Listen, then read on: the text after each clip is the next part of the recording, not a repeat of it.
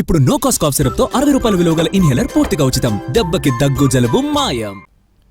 తిరుమల లడ్డు కల్తీ జరిగిందన్న చంద్రబాబు ఆరోపణలపై సీబీఐ సిట్ విచారణ సాగుతుండగానే వైసీపీ నేత పని ఫ్లెక్సీలు వేశారన్నారు అంబటి రాంబాబు. జంతువుల కొవ్వు కలవలేదని సీబీఐ చెప్పినా కలిసిందని కూటమి నేతలు అసత్య ప్రచారం చేస్తున్నారని మండిపడ్డారు.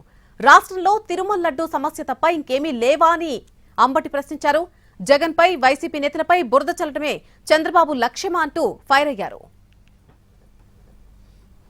లడ్డు కల్తీ అనే ఆరోపణ చంద్రబాబు నాయుడు గారు చేశారు. దాని మీద సుప్రీంకోర్టు ఆదేశించినటువంటి ఆదేశం మేరకు ఏర్పాటు చేయబడినటువంటి సిబిఐ కమిటీ ఒకటి దీని మీద విచారణ జరుపుతుంది.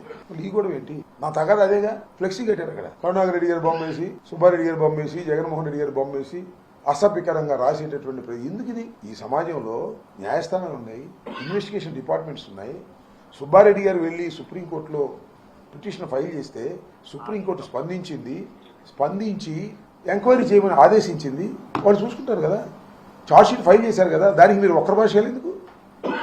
అంటే ఏదో ఒక విధంగా లడ్డూలో కల్తీ కలవకపోయినా కలిసినట్టే, అది కరుణాకర్ రెడ్డి గారు, సుబ్బారెడ్డి గారు, జగన్మోహన్ రెడ్డి గారు దగ్గరుండి కలిపినట్టే అనే దాన్ని ఏదో ఒక విధంగా ప్రజల మనసులో రుద్దాలనే ప్రయత్నం చేస్తే ఎందుకు రుద్దగలుగుతారు? వాస్తవాల్ని అవాస్తవాలుగా చిత్రీకరిస్తే మీరు సంతోషపడటం అసలు లడ్డూ సమస్య తప్ప ఇంకే సమస్య లేదా రాష్ట్రంలో?